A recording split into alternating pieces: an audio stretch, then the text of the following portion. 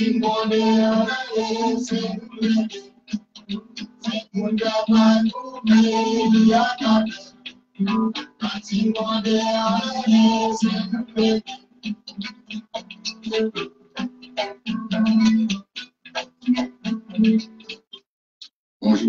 à tous, bonjour à toutes. Merci d'être fidèles. Dans quelques secondes, nous allons commencer notre séance d'échange sur l'actualité nationale, internationale, et puis notre partie des constructions. Mais nous vous rappelons quand même que sur les ondes FM, vous pouvez écouter la radio 83.6, 93.6, pardon, 80, le temps que je vérifie ça, 93.6, 105.9 et 88.3. Voilà. Et puis que vous pouvez écouter sur votre smartphone aussi à l'application. Maintenant, la partie Facebook qui est en direct ne concerne que l'actualité et la déconstruction. Ensuite, nous avons une partie interactive à laquelle vous pouvez participer au 03-1403 en suivant l'émission sur les ondes ou sur votre portable. Donc, voilà notre programme qui va commencer avec une actualité nationale qui est la préparation du 40e anniversaire du CNCP, une actualité internationale qui concerne la préparation du lancement de la monnaie des BRICS, qui est annexée sur l'or, et en partie des constructions, nous allons nous arrêter sur la conception de la cohésion nationale et de l'unité. Donc voilà le programme. Et nous commençons avec le 40e anniversaire du CNCP. Alors, le 28 août 1983, c'est dans le théâtre municipal de Fort-de-France que les membres des comités populaires se sont réunis pour la première fois, une salle pleine à craquer, 600 participants, et pour annoncer la création du CNCP, pour présenter les délégués qui avaient été élus par les comités populaires. Et c'était l'aboutissement d'un travail qui avait commencé depuis les années 71 à l'initiative de militants politiques marxistes et qui se revendiquaient de la pensée de Frantz Fanon et donc qui avait constitué le groupe d'action pour l'État. Travail clandestin, mobilisation, soutien aux grèves pendant tout ce temps. Et en 83 arrive la présentation de ce mouvement public. Ce mouvement n'a jamais été déclaré devant les autorités coloniales françaises, mais c'était la vitrine politique publique du mouvement qui s'appelait, qui se rangeait derrière le beau nom ACP Renouvelité. Donc, ACP Renouvelité, c'était le nom de la radio et du journal, donc des moyens de communication du mouvement qui se créaient à ce moment-là. Alors, depuis 83, 40 ans de militantisme, 40 ans d'expérience qui seront fêtés le 27 de ce mois, donc dimanche prochain. À cette occasion, les militants qui sont initiateurs de ce mouvement depuis 1971 ont choisi un thème global qui est le suivant: réunir la famille martiniquaise, caribéenne et humaine. Parce que nous considérons que ce moment historique est celui d'une transition tant au niveau international qu'au niveau national. Au niveau international, nous sommes confrontés à tous ces dangers que nous ne cessons de rappeler, les risques de guerre totale, de conflits militaires généralisés, les risques de crise économique et financière majeure, les catastrophes naturelles qui sont engendrées par le dérèglement climatique, la fascisation du système, donc toute une série de dangers qui planent sur nos têtes, et à un moment où on voit que les forces anti-impérialistes, les forces populaires, les mouvements populaires, les mouvements qualifiés de citoyens qui défendent l'écologie prennent un essor qui met en danger qui risque de faire renverser l'hégémonie de l'impérialisme, du colonialisme et du capitalisme.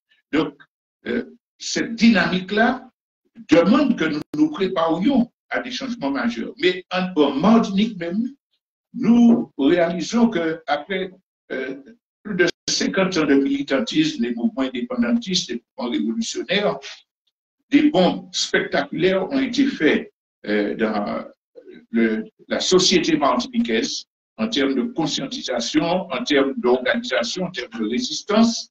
Et manifestement, le pouvoir colonial se prépare à écraser nos velléités d'émancipation et de libération nationale. Et cet affrontement-là, donc, se révèle comme une probabilité très urgente. Si nous sommes dans cette phase de transition, il est absolument capital que des militants qui ont œuvré pendant 50 ans, qui ont fait des expériences de lutte sur le monde syndical, pour les propriétés, des luttes contre la répression, puissent transmettre leur point de vue, leur expérience, faire beaucoup de gens parlent de la transmission entre les anciens militants et les nouveaux militants, mais d'une façon générale, la transmission des expériences de lutte qui ne concerne pas seulement les indépendantistes, mais l'histoire du peuple martiniquais devienne urgente pour que nous nous préparions à affronter les défis que j'ai signalés tout à l'heure. Donc, notre organisation a choisi ce moment-là, le 40e anniversaire du CNCP, pour organiser la transmission. Donc, à cette occasion, il y aura la projection d'une vidéo de 20 minutes qui retrace l'histoire du mouvement. Il y aura des interventions de témoins, des initiateurs du mouvement, des gens qui ont participé aux différentes actions. Et puis, il y aura aussi un espace ouvert pour des représentants de la société martiniquaise aujourd'hui. Donc, des représentants de la jeunesse, des représentants des petits producteurs agricoles, des représentants des ouvriers agricoles, des entrepreneurs, pour dire voilà à quel point nous sommes, voilà les progrès que nous avons réalisés et voilà les défis que nous avons à affronter dans la nouvelle période. Donc, il y aura cette partie d'échange des perceptions que nous avons sur notre situation et les tâches à faire.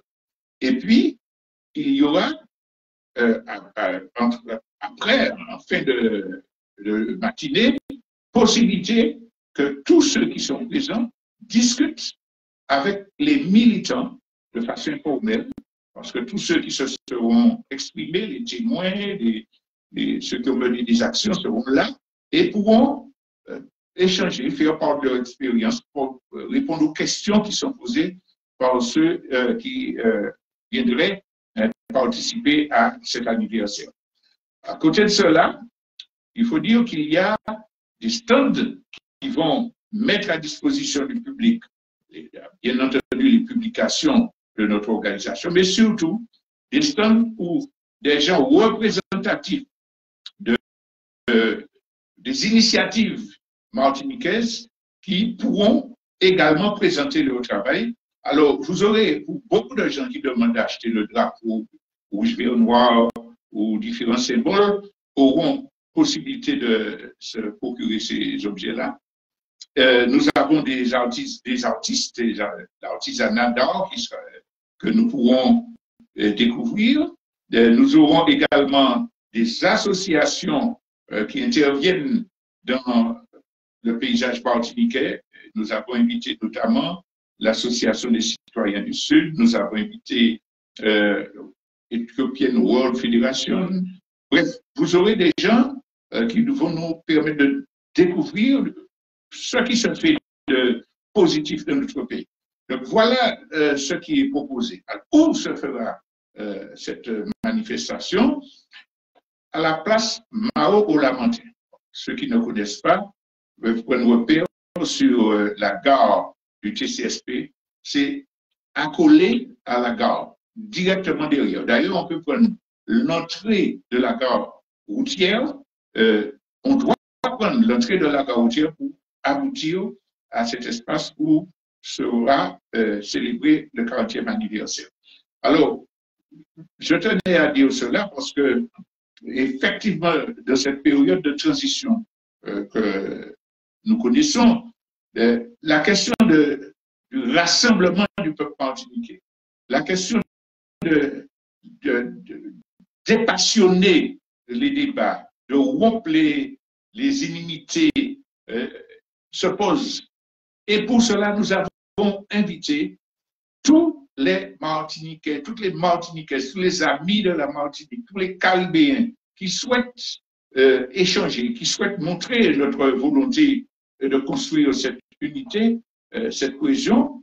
Nous avons invité des élus, je tiens à le préciser parce qu'il y a des gens, tout à l'heure nous allons parler dans la partie des constructions de la question de l'unité, qui disent si un élu est un endroit, je n'y vais pas parce que tous les élus sont pourris, etc., sont des traites, etc.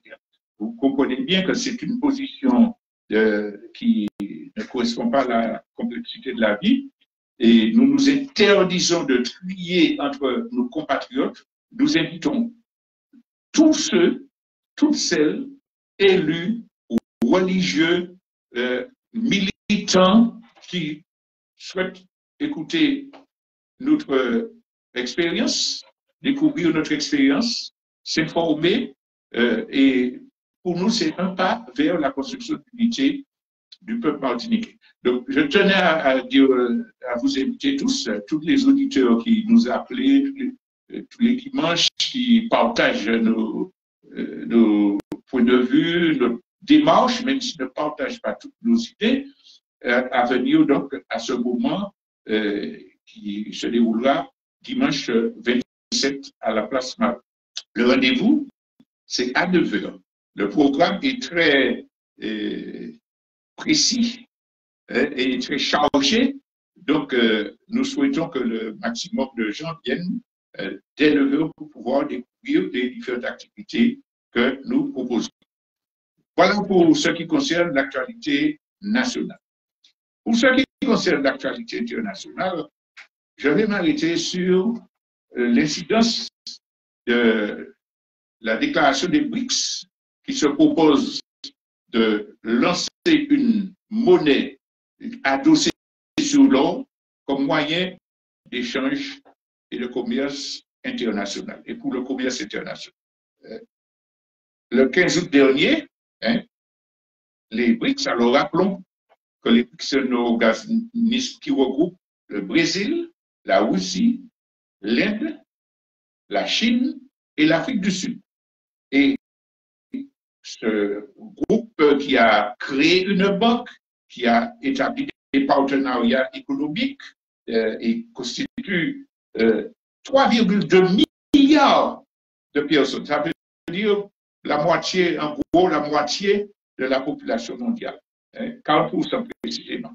Une production économique qui, lorsqu'on la combine, est pratiquement équivalente à celle des États-Unis, donc de l'impérialisme américain. C'est un poids.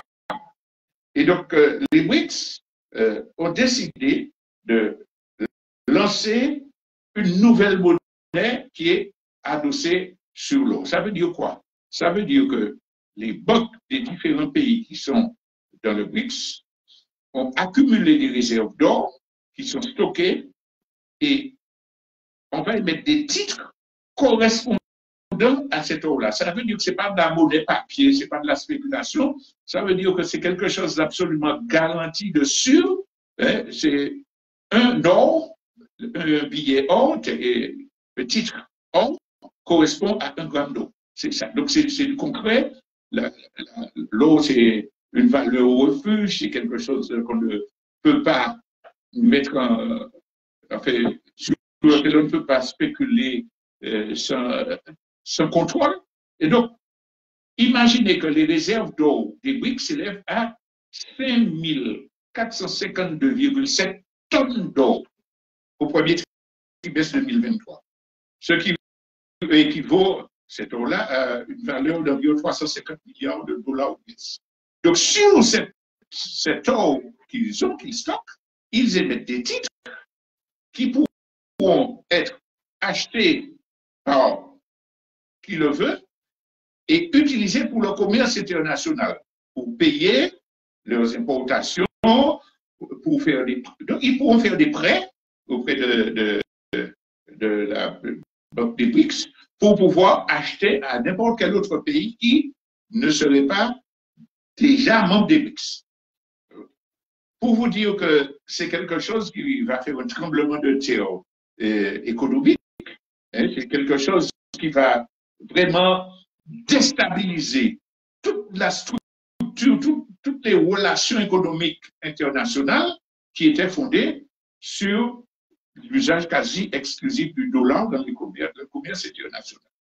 Alors, la décision sera officiellement prise à Johannesburg, en Afrique du Sud, dans une réunion qui se tiendra le 22 et le 24 de ce mois, donc dans deux jours pratiquement, et cela sera officialisé. L'affaire est tellement importante pour le basculement de l'économie mondiale que beaucoup de pays qui ne sont pas membres des BRICS et qui même étaient proches des États-Unis, des Occidentaux, disent « Oh là là, moi je veux rentrer dans ce train-là, je veux m'adosser aux BRICS, à la monnaie des BRICS. » Alors, pour vous donner des exemples, l'Arabie Saoudite, les Émirats Arabes Unis, qui étaient les pieds-à-terre de l'impérialisme américain au Moyen-Orient, l'Égypte, l'Iran, l'Algérie, l'Argentine, le Kazakhstan et d'autres encore, on parle d'une quarantaine de pays, qui disent « nous voulons entrer dans cette dynamique-là ».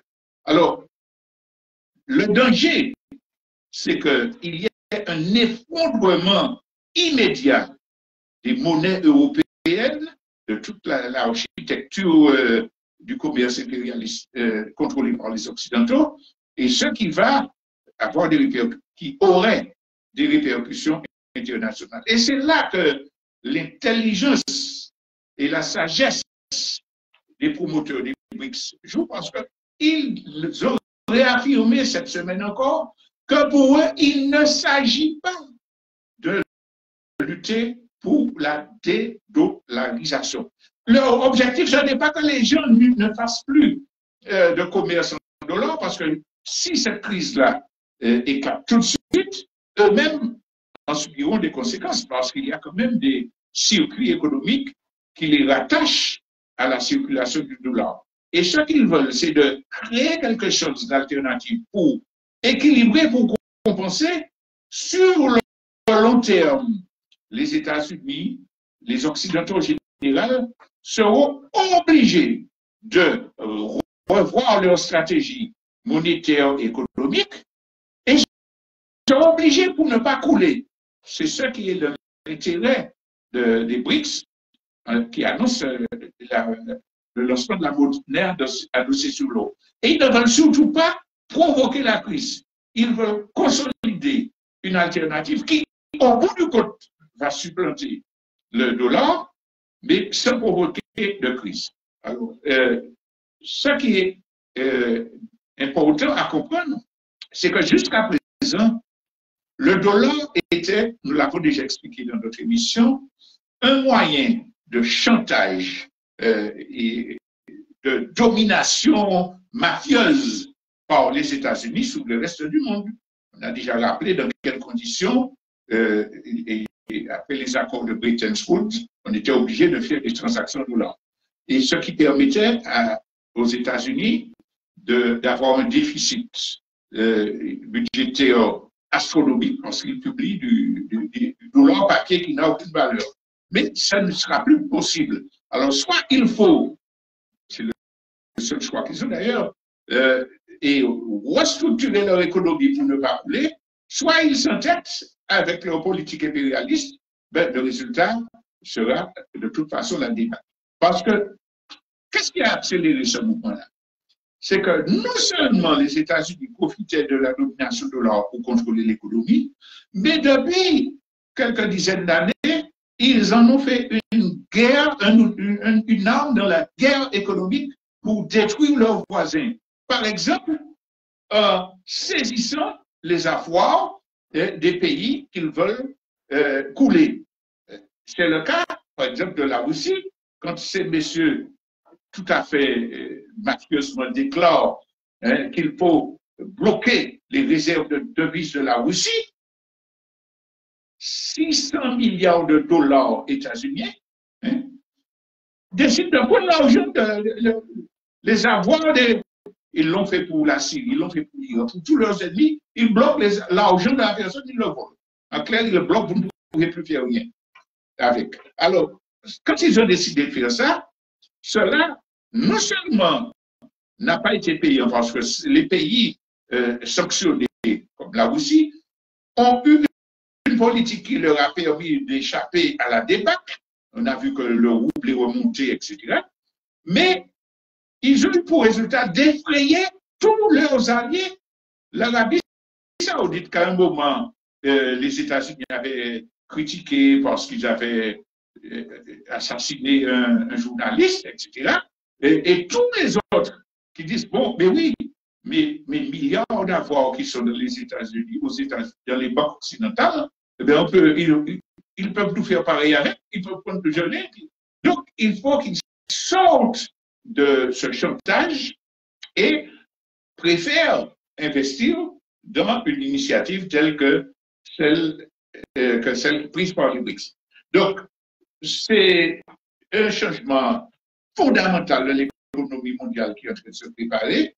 Quand on ajoute à cela les problèmes politiques dont nous avons parlé dimanche dernier, notamment la France chargée d'Afrique, etc., on se rend compte qu'on est dans une phase de bouleversement et que c'est le moment justement où que tous les peuples profitent pour se battre pour leur souveraineté, pour appuyer sur le bobo des Occidentaux et des impérialistes, là où ça va mal, où ça leur fait mal, contribue à les affaiblir pour que les dynamiques alternatives puissent se consolider.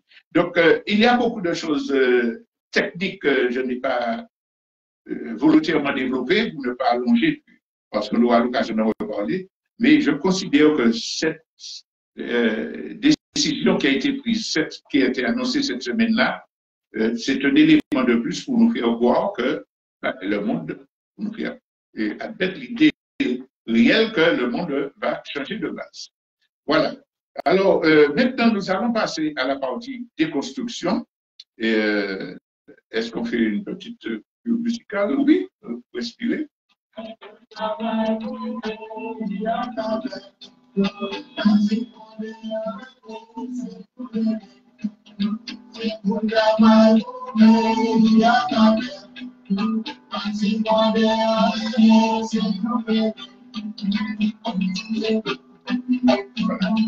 Alors, le thème choisi, c'est la conception de la cohésion nationale et de l'unité. Pourquoi? Parce que nous sommes dans un moment où tout le monde voit qu'il faut s'unir, qu'il faut que les peuples, on dit, qu'on développe les cohésions pour pouvoir affronter tous les défis qui sont en face de nous. Et beaucoup de gens se battent, défendent l'idée qu'il faut surmonter toutes les divergences, il faut être unis pour pouvoir combattre le colonialisme français. Très belle idée. Évidemment, plus on est unis, plus on est fort, plus l'ennemi est en difficulté. Nous connaissons la fameuse phrase que l'ennemi divise pour régner, et beaucoup de divisions qui paralysent les luttes de notre peuple sont le résultat du travail fait par les colonialistes, par les classes dominantes pour nous diviser, pour monter les fonctionnaires, et tout ça. Et puis il y a des militants, des gens intelligents qui sont aliénés, qui répètent ça. les 40%, il y a 40% qui ont mangé. Division fonctionnaires et non fonctionnaires, division entre jeunes et anciens, entre femmes et hommes, entre Caribéens, immigrés et Martinique. Beaucoup de divisions qui nous paralysent sont le résultat direct de l'action des ennemis. Et surmonter ces divisions-là, c'est évidemment une condition essentielle pour la victoire de toute notre lutte. On est clair. Le problème, c'est qu'il y a des gens qui s'arrêtent au désir d'unité et qui ne comprennent pas ou qui ne cherchent pas à comprendre les raisons des divisions et les moyens de surmonter. C'est simplement un vœu pieux. Là, il faut qu'on soit unis. Vous ne voulez pas vous asseoir avec une telle personne, je n'ai pas besoin de savoir pourquoi. Vous êtes un scélérat, on n'ira nulle part. C'est l'idéalisme, c'est la gentillesse, etc. Il y a un mot français, des bisous, comment il dit ça encore? Ça veut dire que la personne prend son désir sans qu'on en compte la possibilité de réaliser le vœu qu'elle émet. Alors évidemment, il nous faut, c'est pour ça que nous parlons de déconstruction, il nous faut comprendre que ce n'est pas comme ça que la société fonctionne. Il nous faut comprendre qu'est-ce qui fait qu'il y a des divisions, qu'il y a des difficultés pour que le peuple s'unisse. Nous avons déjà dit le premier élément, le travail de l'ennemi. Mais il n'y a pas que ça. Il y a le fait que l'idéologie qui est intégrée par tous les individus, majoritairement, est conditionnée par la propagande des classes dominantes. Ce qu'on pense, ce qu'on croit, là, est guidé par des conceptions individualistes ou élitistes. Donc, il y a des gens, ils sont peut-être sincères de leur volonté de s'émanciper, de libérer le peuple, mais comme ils sont individualistes, ils intègrent le fait que c'est ce que je veux, c'est comme je vois la chose, c'est comme ça qu'il faut faire. Les autres sont des cons. Et si on ne prend pas en compte ce que moi je dis, je ne m'acoquine pas avec les autres. L'élitisme, c'est un autre pendant de cette même déviation idéologique. Comme je suis diplômé, comme je sais bien parler le français, comme j'ai lu beaucoup de livres, comme je fais partie de la petite bourgeoisie, les solutions ne peuvent venir que de moi, de mes analyses. Donc, ces tares idéologiques-là, l'individualisme et l'élitisme, sont des freins à l'unité. Puisque si on n'accepte pas que l'autre puisse avoir une idée intéressante, sous prétexte que c'est un ouvrier agricole, un maçon ou quoi que ce soit, ben, il n'y aura jamais d'unité. Au-delà de la propagande directe des colonialistes, il y a intérieurement ces ressorts-là qui bloquent le travail de l'unité. Et comme on ne croit pas nécessaire d'étudier, de discuter, de former, de comprendre ce qui se passe pour travailler à l'unité, on adopte des positions individuelles. Bon, moi, je ne vais pas dans telle réunion parce qu'il y a quelqu'un de tel parti. Moi, je ne vais pas dans une manifestation parce qu'on m'a dit qu'il y a des élus que je critique qui devraient venir dans cette manifestation. Vous imaginez des gens qui veulent l'unité, qui savent que l'unité est indispensable à la libération, qui disent « je ne vais dans aucune manifestation s'il y a des élus que je critique ». Ça veut dire qu'on se réfugie dans son monde, mais qu'on ne crée pas les conditions pour pouvoir construire l'unité. Je parlerai tout à l'heure de la question de l'individu. Donc, il y a cet aspect-là, l'individualisme et l'élitisme qui gangrènent la pensée d'un certain nombre de personnes. Et ajouter à cela un aspect idéologique aussi, Ce que parfois on appelle la conception judéo-chrétienne dans les civilisations. Des gens qui jugent, non pas scientifiquement, mais en fonction de l'idée judéo-chrétienne du bien et du mal. Voilà, tout ça c'est mal, tout ça c'est bien. Je suis le bien, les autres sont le mal. Et si tu fais quelque chose, c'est parce que tu es mauvais. Le démon s'est emparé de toi, diront certains, ou bien tu es vicieux, etc. C'est-à-dire qu'on donne une étiquette de bien ou de mal sans connaître l'histoire individuelle de l'individu, sans admettre les possibilités d'évolution, sans admettre qu'il puisse se tromper, sans admettre qu'il puisse avoir été trompé, abusé, etc. Donc, le bien et le mal.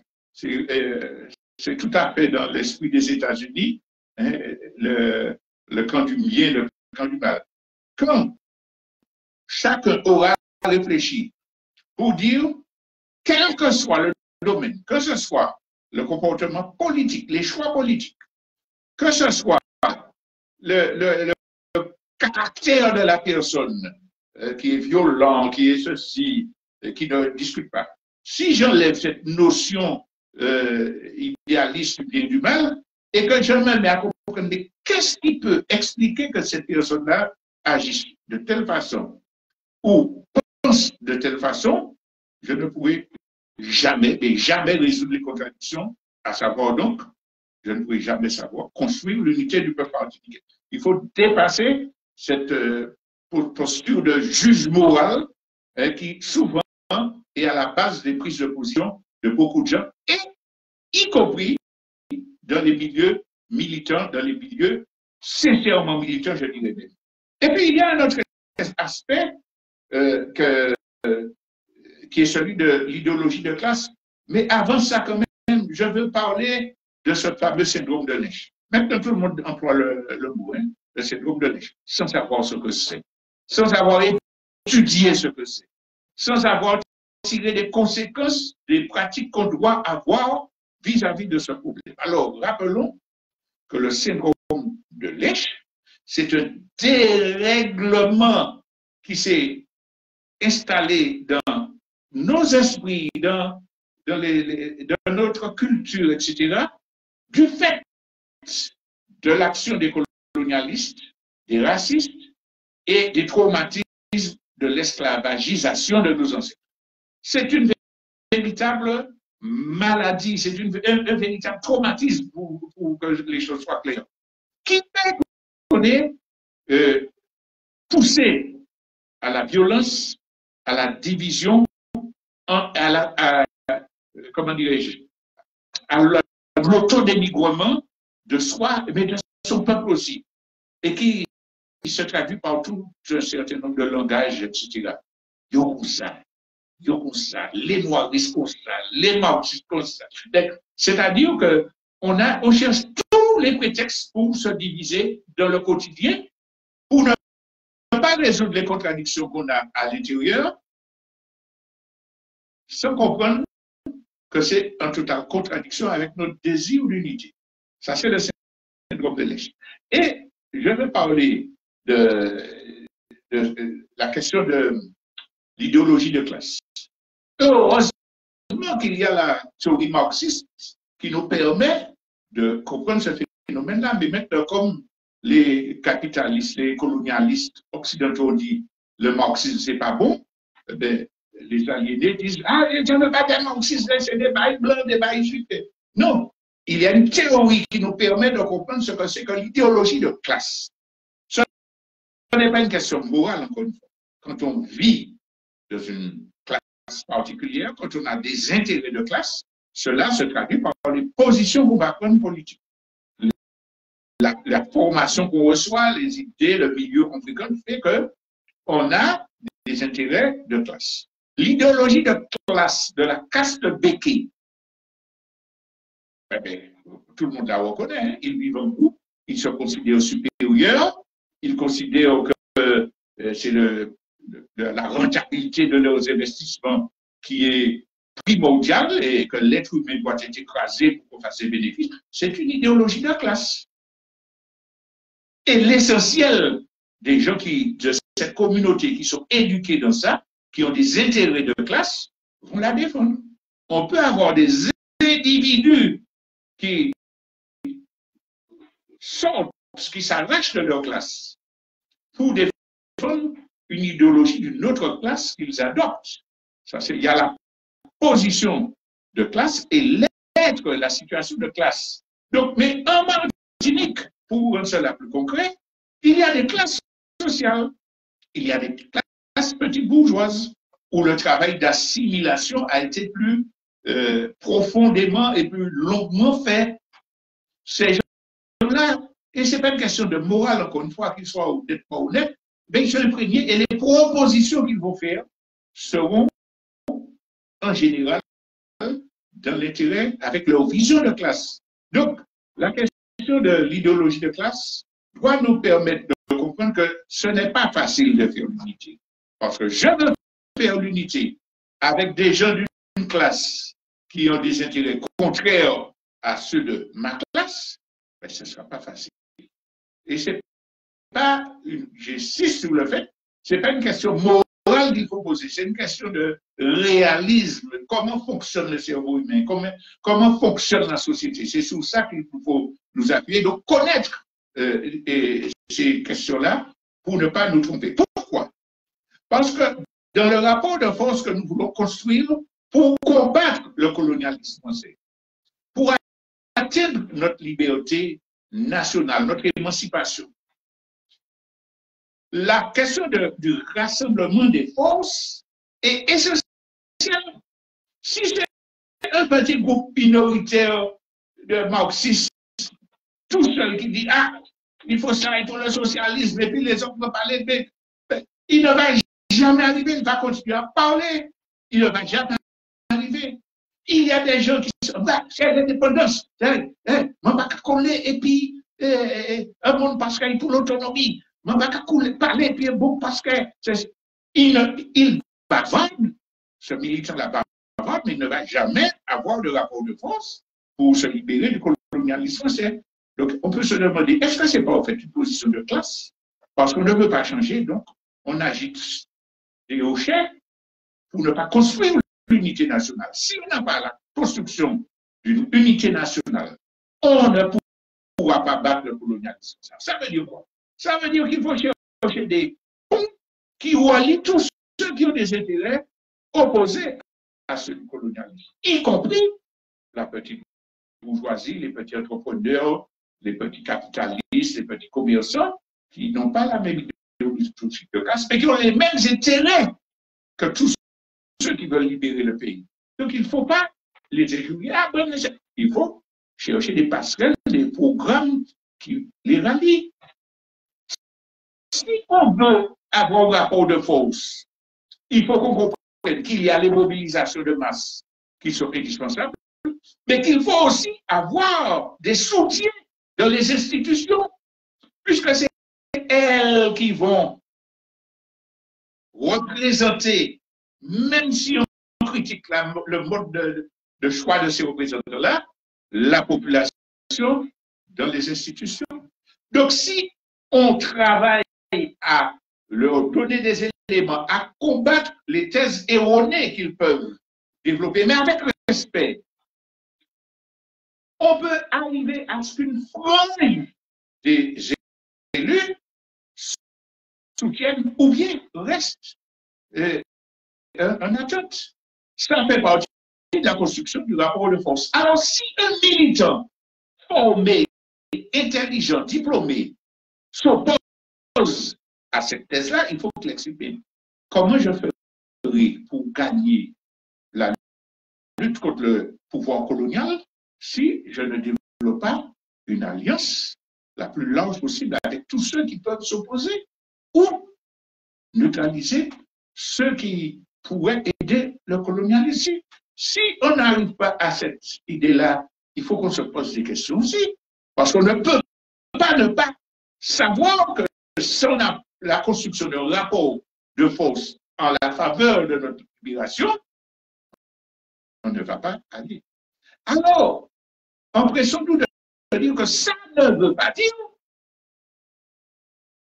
que s'il y a des gens qui manifestement sabotent la lutte, défendent des positions assimilationnistes, attaquent, dénoncent les partisans de la libération, il faut dire, ah, bon, on a besoin du rapport de force, on va parler politique. Nous ne veut pas dire ça.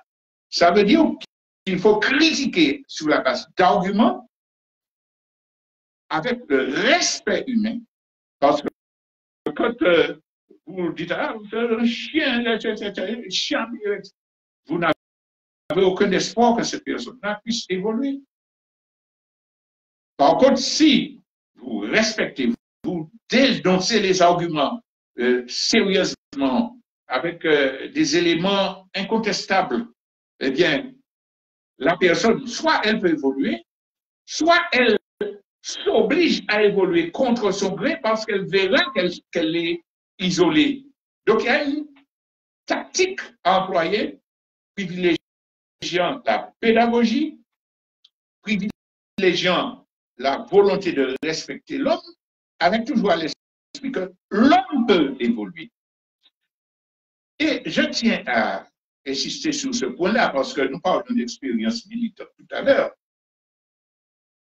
Parmi ceux qui luttent pour l'indépendance nationale, qui se sont dit révolutionnaires à un moment dans le demi-siècle qui a passé, combien avaient des langages ultra-révolutionnaires, ultra-unitaires, ultra-humains, et qui ont dévié et qui ont trahi?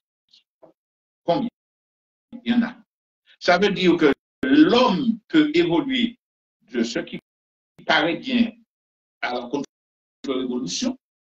Et éventuellement, il y a des gens qui avaient des positions réactionnaires, assimilationnistes, qui ont évolué de façon positive et ont pris des positions plus intéressantes. Ça s'est fait dans tous les pays du monde, dans tous les processus révolutionnaires. Il y a des gens qui aiment parler des Black Panthers, des Africains des États-Unis qui ont mené des luttes extraordinaires, qui servent de référence aujourd'hui, et puis qui ne savent pas que ces gens-là, c'était des assimilés, des gens délinquants, qui ont compris parfois en prison, qui se sont radicalisés et qui ont fait des apports extraordinaires à la Révolution. Donc il faut ça. Est-ce que moi, individu, je peux juger de la trajectoire de tous les autres élus, militants, non, je dois admettre qu'il y a des gens qui parlent de présomption d'innocence, c'est pas ça. On doit mettre la présomption d'amendement des êtres humains. Un être humain peut dévier, sombrer dans le mal, ou peut sortir du mal pour arriver dans des positions intéressantes. Et mon but, c'est de développer une politique qui permette à tous ceux qui pourraient évoluer positivement, eh bien, de le faire. C'est pour cela que la question de la cohésion nationale, de l'unité, nous devons la poser en termes pratiques. D'abord, en termes humains, nous ne devons pas raisonner sur la base des réflexes occidentaux, individualistes, donneurs de leçons, etc., mais sur la base de la connaissance de l'être humain, sur la base de la connaissance des sociétés, des groupes humains, sur la base de la pédagogie apprise des différents mouvements révolutionnaires du monde qui ont pu faire que des forces réactionnaires évoluent et fassent alliance avec des forces révolutionnaires. Alors, toujours avec l'œil vigilant, avec la possibilité de dire attention, là, c'est de l'hypocrisie, là, c'est une provocation, là, c'est une manœuvre, mais toujours avec cet œil vigilant, dire, bon, comment faire pour que nous puissions continuer à aller de l'avant. Alors, une dernière chose que je veux dire avant de passer à la conclusion, c'est que l'être humain et les sociétés humaines obéissent aux mêmes règles que toutes les espèces qui peuplent l'humanité, que toute la faune qui existe et à toute la flore qui existe dans l'humanité. Ça veut dire que pour que l'humanité avance, il faut qu'il y ait biodiversité. Il y a des plantes vénéneuses, il y a des plantes médicinales intéressantes. Parfois, la même plante peut être vénéneuse et médicinale, mais toutes les plantes qui font la biodiversité sont nécessaires à l'environnement global. Et on se plaint aujourd'hui des effets négatifs de la disparition de certaines espèces animales, de certaines espèces végétales. Mais pour l'être humain, c'est pareil. La biodiversité, c'est le fait qu'il y ait des gens qui aient des visions différentes, qui aient des caractères différents, qui aient des qui sont différents. Et que c'est le choc des idées qui fait que l'ensemble va trouver les meilleures réponses collectives, ne serait-ce qu'en condamnant celles qui sont vénéneuses et en cultivant celles qui sont valables. Mais la biodiversité, c'est une nécessité. Au plan politique, la biodiversité, on ne peut pas la gommer. On a parlé d'idéologie de classe tout à l'heure. On ne peut pas faire des gens qui ont une éducation, une formation, une idéologie conséquente, un mode de vie, du jour au lendemain, abandonner tout ça et voir raisonner avec l'esprit de quelqu'un qui a des conditions de vie tout à fait différentes. Ça n'existe pas, c'est la vie. Donc il faut s'y adapter pour voir comment faire que l'intérêt pour les collectifs puisse primer. Donc, en termes de conclusion, ce que je veux dire, c'est que oui, nous avons besoin de l'unité. L'unité, ce n'est pas de faire des gens qui se tirent des coups de couteau dans le dos, s'asseoir autour d'une table. Il y a des gens qui prennent le prétexte de l'unité pour s'insérer dans des groupes de collectifs et puis bloquer le travail. Parfois, ils sont même envoyés par le colonialisme pour chercher des cancans, etc. Donc, ce n'est pas s'asseoir, ce n'est pas signer un communiqué avec 50 000 signataires. Ce n'est pas ça la marque de l'unité. La marque de l'unité, c'est les gens qui veulent sincèrement s'écouter, se compléter pour pouvoir construire une force contre l'ennemi commun, dans le respect mutuel, dans l'ouverture d'esprit. C'est ces gens-là qui peuvent faire l'unité. Alors, ça, au départ, ce n'est pas facile, mais ça grossit, ça s'offre et ça isole les faux amis, les faux déclarateurs d'unité, ça les isole dans leur petit coin, mais surtout, ça nous donne la force et les conditions pour gagner la libération nationale. Voilà, on s'arrête là. Merci de votre attention. On se retrouve dimanche prochain pour une nouvelle édition.